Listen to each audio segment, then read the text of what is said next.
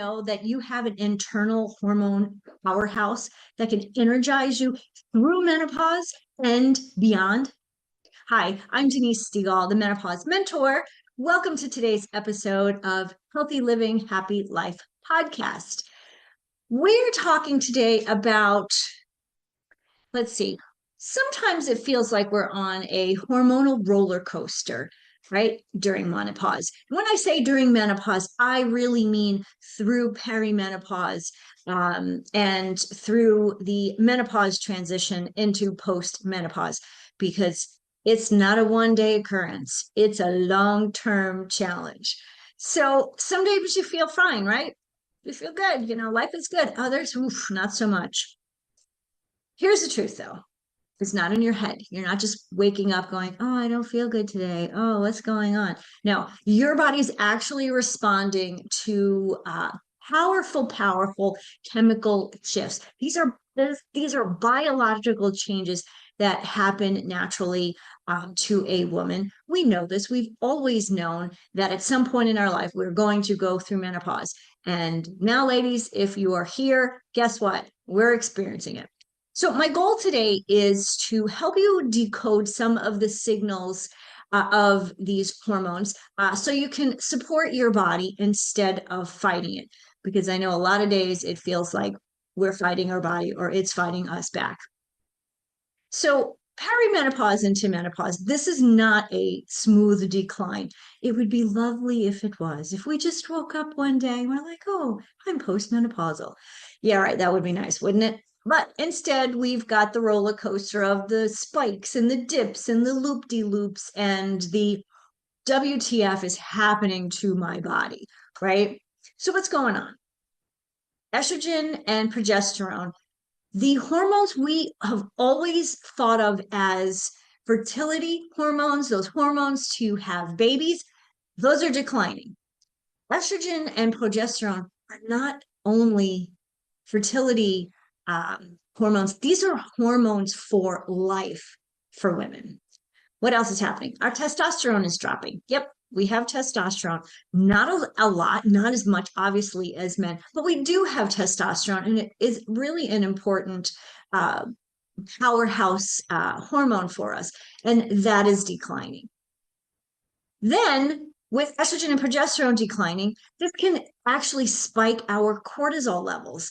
And our cortisol is that flight or fight hormone that we have. So that can spike, and that can actually affect us in many, many different ways. For many of my clients, as we talk, it's one of the spike is really helping or causing them to struggle with sleep first and foremost. Insulin becomes harder to regulate. So these are your powerhouse hormones: estrogen, progesterone, testosterone, cortisol, and insulin. These can be a huge powerhouse. But right now it seems like the power is kind of declining and, we're on 50% rather than 100%. But we can fix that. Our body is basically right now doing its best with these new instructions, these new chemical reactions that are happening in our body, right? The key here is to work with what's happening, not against it. So what are some of these annoying symptoms? And we talk about these very often, but I think it's important for us to reiterate them many times because so many of the symptoms of perimenopause can look like some other issue, health issue, specifically mood swings or low mood. Mood swings are one thing, we understand that, but this low mood, if we just kind of feel ho-hum on a regular basis, many times that is seen by doctors as either anxiety or depression. And yes, it could mimic that, but it's not the underlying cause. So yes, mood swings and that low mood. Belly fat that won't budge. You kind of woke up one morning, you had that tire around your waist, and you're going, where did that come from? That is because of a decline in estrogen. Sleep disruption. How many of you are waking up in the middle of the night and are wide awake? Mind's just going, not really thinking about anything in particular. Now, yes, stress can add to this. But what we find in menopause is either we have trouble falling asleep or we have trouble staying asleep. And then there's this low libido, like who wants sex anymore, right? Our body just doesn't feel it. It's just not happening. And along with that, the motivation's gone. It's just motivation for sex, but motivation to do things, like do the things we used to love to do, right? All of a sudden, we just don't have the excitement or the passion for it. This one is really frustrating. And this is something that when clients tell me I've been on a diet, but in the afternoon, I have this, I have no energy and I have to get a coffee or I have to get, sugar cravings. I start craving sugar at 3 o'clock in the afternoon. This is actually all part of our powerhouse hormones quite working where we need them to be. So yeah, these things can, if it was just one of them, it would be okay. But more often than not, we're experiencing all of these at the same time. And so they're not annoying, right? They're life changing. They are affecting our lives in so many ways. But truly, this is what chemistry is saying. Your chemistry is talking to you, right? And once you see patterns, you can begin to support your body in a different way. So let's talk about this hormone dream team a little bit more in detail. So estrogen, always start with estrogen, right? That's our powerhouse. That's our multitasker. Sorry. Estrogen does so many things. We have estrogen receptors throughout our body. Every organ in our body has an estrogen receptor. So no wonder why when our estrogen starts to decline, our whole body starts to go bonkers and we don't feel like ourselves anymore. So it influences our mood, our metabolism. Hello, there's that belly fat. Our memory, muscle tone, brain function, joint health. Wow. Oh, and osteoporosis is bone density. Oh my gosh, lots and lots of things. Also, uh, vaginal wall, your vaginal lining becomes thinner. There's less lubrication, which in turn makes sex really uncomfortable, right? And so estrogen, like I said, estrogen has an effect on almost every aspect of our life and our body. So we need to figure out where we are with our estrogen levels. It's so important. Even though doctors don't necessarily believe in this, I think it's really important for us to understand where our hormone levels are. And if we're feeling all of these problems, more than likely our estrogen levels are just in the tank, and we need to work on that. Because on top of the things I already mentioned, estrogen actually calms inflammation. Inflammation is something that is really the root of so many diseases that we have today in the US and in kind of the modern world. And by decreasing inflammation, calming that inflammation, we can actually make sure that we're not adding fuel to the fire when it comes to those diseases. So obviously when estrogen is declining, we've got that belly fat, mood swings, all of these things, right? I just mentioned. There has been research in the last 10, maybe 20, maybe probably 20 years. It takes a long time for long-term research projects to get done, right? A project or a research plan that's 1 year, ooh, big deal. Who knows what happens? We want to know, a 20-year study, a 10-year study. So there was a research study that showed that bone density declines. Now we know bone density declines. I mentioned about that. An average of 2% per year during menopause. Now, again, menopause starts with perimenopause, right? And depending on how old you are or were when you started perimenopause, that can be a very long time. So think, they say the average age of the menopause day, that is the 1 day anniversary of 12 months not having a period, that is actually menopause, that one day. So say 10 years before, say you're 53 when you hit that menopause day. So say you started in perimenopause and at 43. So from 43 to 53, you've lost 10% of your bone density, mostly in your lumbar spine area, which is that lower part of your back. And this is how people have slips and falls, break hips, and have all sorts of issues that can absolutely be avoided. But now, knowing that bone density is an issue, this is something that you can get tested for. We talked about this in another episode about the DEXA scan. It takes 10 minutes. It's not a big deal. You go ask your doctor for it. They write you a prescription. And it's really important to know where you are, when it comes to bone density. If you're 53, well, I'm 54. If you're 54 and you already have declining bone loss, it'll show on that DEXA scan. And oh boy, let me tell you, if you see that, you're going to want to make some changes fast. Luckily for me, I know my diet. This is what I do for a living, right? So my diet's pretty dialed in. My exercise is dialed in. My weight training is dialed in. Sleep, some days are better than others. I have to say that's probably the one thing that I still struggle with through all of these years. And it ebbs and flows. Sometimes, some months I'm great. Some months I'm not sleeping as much as I need to at night. And so what happens is, yeah, maybe I need a nap at the end of the day for half an hour just for that extra energy. But it's nowhere near what it was when I started through menopause. Anyway, so estrogen has so many effects in our body. I specifically talked here about bone density because it really is something that we're not ever talked to by our doctors until we hit our 60s. Well, if you're in your 50s and you already have bone loss, waiting till you're 60, 65 is really when they start to recommend a DEXA scan. Wow, that's 15 years of bone loss that you could be actually fighting. So let's move on.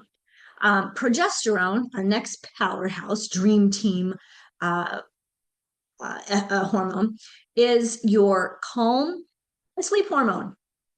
Just mentioned I have a little bit of sleep trouble. So progesterone is something that I need to pay attention to. When I do, progesterone is that like built-in chill pill, which apparently I do not have. I'm from New York. You can take the girl out of New York for 23 years, but somehow New York is still in the girl, and it's really hard for me to chill. So progesterone is something that I really pay attention to because it helps stabilize your mood, it reduces stress, and really supports that deep sleep. I take a progesterone supplement. I've been doing that for many years and it helps. Has it been perfect? No, nothing's perfect in life, but it's better. When your progesterone levels dip, another thing that I think is always interesting is you definitely feel more restless. Like part of it is because you're not sleeping, you might be a little antsy, but you get overly sensitive. This is not a time to sit and binge watch Hallmark movies because one, you'll go through the tissue box like crazy. But it's one of those things we really struggle with our emotions when our progesterone dips. And again, as I've mentioned many times, struggle with sleep.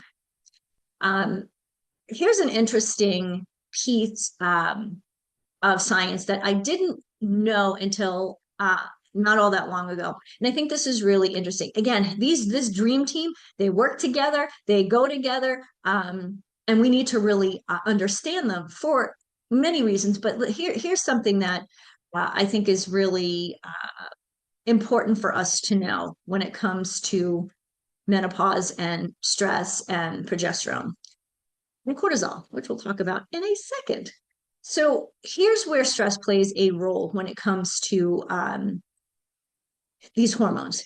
Under chronic stress, which is stress that we experience every day, and high stress, your body diverts pregnenolone. This is the raw material to progesterone. It takes it doesn't make progesterone, but it makes cortisol instead. This is actually called something, it's called the pregnenolone steal. So your body is basically stealing your progesterone to make cortisol. But we need the progesterone because we're not sleeping and we have mood problems and all of the things I just mentioned. So with less progesterone now, we're going to have more anxiety, more sleep disruption, and that emotional overwhelm that sends so many of us to the doctors kind of going, please help me, please help me. They often want to give us an antidepressant, but yet the bottom line is the underlying cause is our progesterone levels are dropping and could be getting stolen by cholesterol. What happens then, of course, with more cholesterol, and again, I'll talk more about cholesterol in a minute, but more fat storage, more inflammation, and more exhaustion. See how this all kind of works together, right? So there was a meta-analysis, which is basically a study of many studies that found that oral progesterone reduced sleep onset by 7 minutes compared to placebo. Now, granted, that doesn't sound like that's awesome, right? 7 minutes, I felt fall asleep 7 minutes faster. But in another clinical trial, they found that progesterone significantly helped to reduce hot flashes, night sweats, and improve our sleep quality. So, yeah, maybe we're falling asleep a little bit sooner by 7 minutes, who knows? But our sleep quality is improved. And these were results based on uh, a woman's baseline. So she was asked questions prior to this particular study. This was a clinical trial. She was asked to fill out a survey, and then at the end, she filled that survey out again, and that's how they got the answers to this particular clinical trial. So progesterone, Dream Team member number 2. Let's go to Dream Team member number 3, testosterone. Woohoo, testosterone. This is your confidence and your drive hormone. Testosterone is not just for men. It fuels for us women drive, ambition, muscle tone, energy, and of course libido. We know that, right? But think of these other things that are equally as important in our life: drive, ambition, muscle tone, energy. Wow. We don't have a huge amount of testosterone, obviously, compared to men. But what we do have, we really need to keep, or we need to support. Because when it drops, you're going to feel kind of unmotivated, obviously less interested in intimacy, which can affect our confidence, which can affect our relationships, our marriage. So many women in our marriages fall apart during this menopausal time because women are just not interested in sex anymore. And it's not because of their partner. Most of the time it may be, I don't know. But for the most part, they don't feel sexy. They don't feel confident. They just don't feel like they're in the mood, right? So this is something that we really need to talk about and really understand the role in that testosterone plays in our body and in our life, and how it can enhance our life during menopause. So testosterone is interesting. You can't just get a prescription for testosterone if you go to your regular GP. It is something that is much more regulated, but there are ways that you can get it. Some people can, or some people will prescribe. Some doctors will just prescribe DHEA, and it is something that you can get over the counter. But if you really want to make sure that you're getting quality, you want to make sure that you're getting that from a doctor or from a clinician. They also have these transdermal patches. I've never been a fan of patches. Not really sure. I've heard a lot of negative things. I've heard a few good things. But if this is something that we need, hey, right? Each to each our own. But this, I love this study. It's kind of funny. This study of menopausal women was using this transdermal testosterone. They reported 2.1 sexually satisfying episodes per month versus zero point 0.7 with placebo. So I'm trying to figure out what is a 0.7 experience, but whatever. Essentially, what this study, the result of this study, or statistically, that was 1.4 more per month. So I guess, I don't know about the 0.4. It was kind of better, but it wasn't great. Let's see. But in a different study, this was actually only a 4-month study. So um, it may still be, this study may be going on still, but they looked at it at 4 months. This was a study of 500 women who were already on hormonal replacement therapy, or which is now very often called menopausal replacement therapy. This transdermal testosterone, again, it's that patch, improved different symptoms. Mood scores, cognition scores improved, libido improved, mood scores improved, cognition improved, your brain function improved, and libido improved in 52% of the women. That's pretty amazing. So this essentially tells us that testosterone is not just about intimacy, we need it for that, but it also supports our confidence, our motivation, and our mental clarity too. So yay, testosterone. So let's move on to number 4. Dream team, number 4, cortisol. This is our stress response hormone. We hear about cortisol all the time because we live in a world where we have these heightened emotions all the time, heightened stress all the time. You know, the TV's on all the time, social media, politics, all of the stuff. You almost can't get away from it. I don't know how many people I have unfollowed, friends, people that I know, love, and trust, because they get too political. Really, on Facebook? Come on. You know, Facebook was intended to be able to connect with everybody and say hi. Can't we just say hi anymore? I digress. Anyway, so cortisol levels are elevated almost all the time, unless you know how to step back and gun that. But cortisol essentially, it's kind of like your built-in alarm system. Like, hello, something's going on. It helps you react to threats and keeps you going during emergencies, right? This is the proverbial, you know, back in the day in the Serengeti, if you were getting chased by a lion, you know, your cortisol levels would increase, you know, that stress hormone. So, you know, you could run faster, get out of the way. And of course, when your cortisol levels are high, things like digestion are not happening. Libido's not happening because you don't need those when you're running away from a lion. So it actually suppresses many of the things that are going on in our body naturally. So some of the other challenges we have, weight gain, more weight gain. I thought estrogen did that. Yep, it does, but so does cortisol. Then again, this affects our sleep even more than lack of progesterone because we're kind of wired and tired, right? You know, especially if you are not following a evening routine, a sleep routine, you know, turn the TV and the telephone, the cell phone, the social media, turn all of that off at least an hour before you go to bed.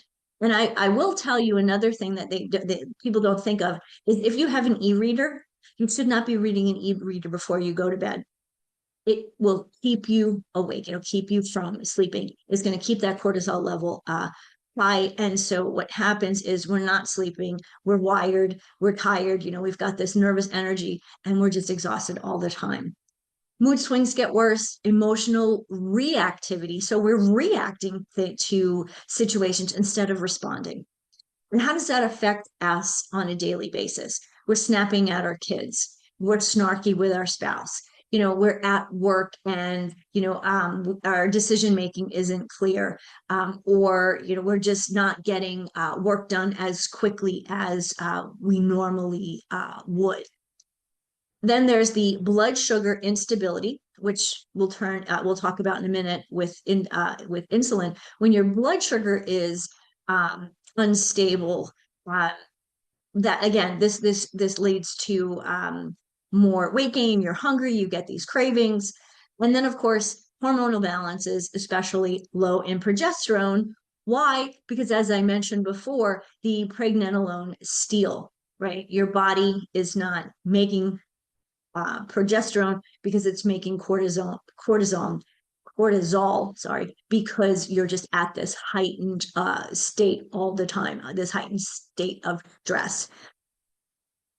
So there was a study, was in Seattle, the Seattle Midlife Women's Health Study. Ooh, try saying that 5 times fast. Researchers found that cortisol significantly increased in the late menopausal transition. So not so much during perimenopause, but as women started to get like into that menopausal year, um, and this actually increased, or women said that or reported that they had more severe hot flashes. Ooh, I don't know about you, but I don't want more hot flashes. If I'm be getting them all this time, and now because of cortisol, they're going to get worse. That's not good. So you can calm cortisol, rest, mindfulness, setting boundaries. I think this is something that we don't do enough. We talk about it. We talk about this a lot. If you're in business, you go to business programs, even at, wherever you work, they like make sure you know what your boundaries are. This is, when it comes to your calendar, block off time just for you. And then something comes up in that block time, you say, okay, fine, I'll do this then. And that's not giving us the time that we need to step back, sit back, relax, maybe do our deep breathing, do our meditation. Or how about this? Just sit and be for a few minutes. That would be nice, wouldn't it? Right? Instead of always having to feel like we're on. Um, we don't need to be on all the time. So yes, let's just step back.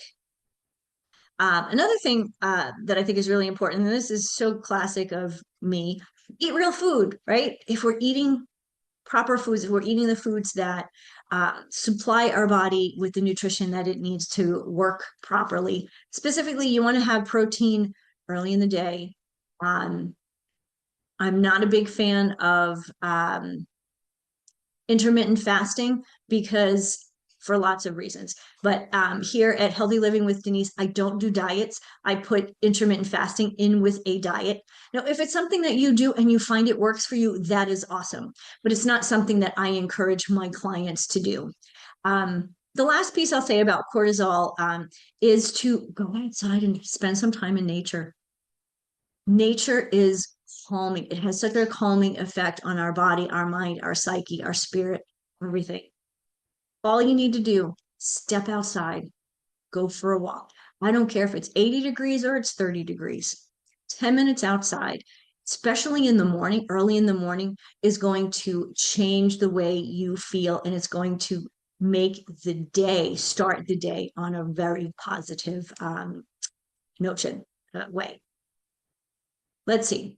Okay, so last one I'm going to talk about here today. Dream team member number 5. Insulin, your body's blood sugar manager. Insulin essentially helps move glucose sugar from your blood into your cells, right? Your cells need glucose. It's the number one energy. That's what it wants. Your cells want glucose for energy. When it works well, energy is stable. Metabolism is working like a charm. But if insulin is triggered too often from sugary foods, constant snacking, lots of processed foods, your cells essentially stop listening. You're just sending them too much information, right? This is essentially insulin resistance, and it's behind belly fat, sugar cravings, your afternoon crashes, and weight gain despite doing everything right, right? You're eating a good diet. So you think you're exercising, you think you're doing all the right things. But, you had a donut for breakfast. Oh, at 3 o'clock in the afternoon, you kind of felt like you needed a candy bar and a cup of coffee. This is saying something. The sugar, your cells are just being flooded with so much inflammation and so much glucose that what happens is your pancreas, essentially, when you eat, your pancreas secretes insulin, and then that goes into your cells. If your cells are too full, it can't take all the extra. So what it does is it stores it as fat, and then the next thing is, we start to get, we get those cravings, and so we get cravings, and so we eat. And so we eat, maybe we eat something good. Maybe we have a turkey sandwich. Maybe we have, a bag of Doritos. Who knows? Maybe we have a soda with that. And then all of a sudden, the pancreas needs to secrete more insulin, but the cells are already full. And so what does it do? It stores everything as fat. And you can see this horrible cycle there, right? So let's see. There was a meta-analysis in 2024, so a year ago. 17 randomized trials found that hormone therapy. I really like hormone therapy. I'm not talking about it here. I do talk about it quite often, and I probably will have a new episode on HRT and BHRT, which is bioidentical hormone therapy. That the study showed that, or found that, hormone therapy significantly reduced insulin resistance in postmenopausal women. Now, keep in mind, menopause is that one day, your anniversary, where you have, for 12 months, you have not had a period, right? On that day, you are menopausal. That very next day, you are postmenopausal, right? If you started menopause earlier, menopause transition, I'm 54, I am 3 years post-menopause, right? So this is important for somebody like me to understand, right? So insulin resistance hormone therapy significantly reduced insulin resistance in postmenopausal women. Now, at 54, postmenopause, right? My life expectancy is like till 84. So that's another 30. And more than likely, if I continue to live my healthy lifestyle and thrive, not survive, into my 60s, 70s, and 80s, if I make it to 83, more than likely I'll make it to 93. That's a lot of years, right? So we need to make sure that we understand insulin resistance in postmenopause. Let's see, what else did I want to talk about that? I think that's all for now. I mean, insulin resistance can get really sticky. There's a lot involved. What I gave you today was a simple. I simplified, what insulin resistance actually is. So I'm going to close here. Here you have it, everybody. Those are your hormonal dream team: estrogen, progesterone, testosterone, cortisol, and insulin. Obviously, there are other hormones in our body, but these are the five. These are the top five that we really that are really working either for us or against us in menopause. These hormones are not your enemy. They are your messengers. Once you understand their language, you can support them in a way that restores your energy, your balance, your confidence, your libido. Hello.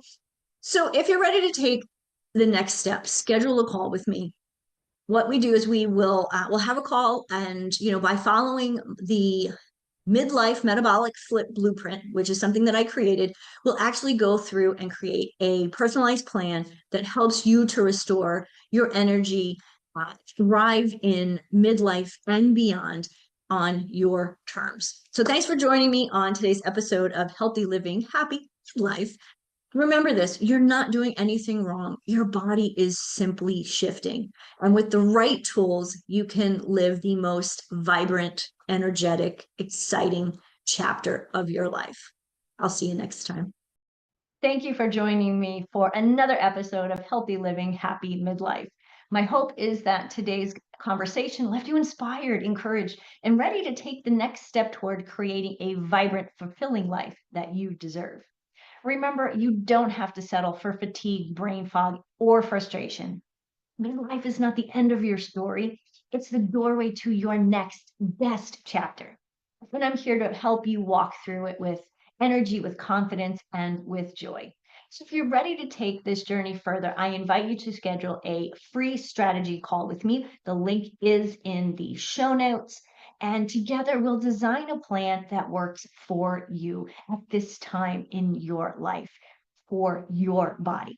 So be sure to subscribe, rate, and review the show on your favorite podcast platform. Catch the video version on YouTube so you never miss another episode. Share it with a friend who needs to hear that midlife can truly be the most powerful season of her life. Until next time, I'm Denise Stegall, reminding you that healthy living, happy midlife is just possible. It's yours for the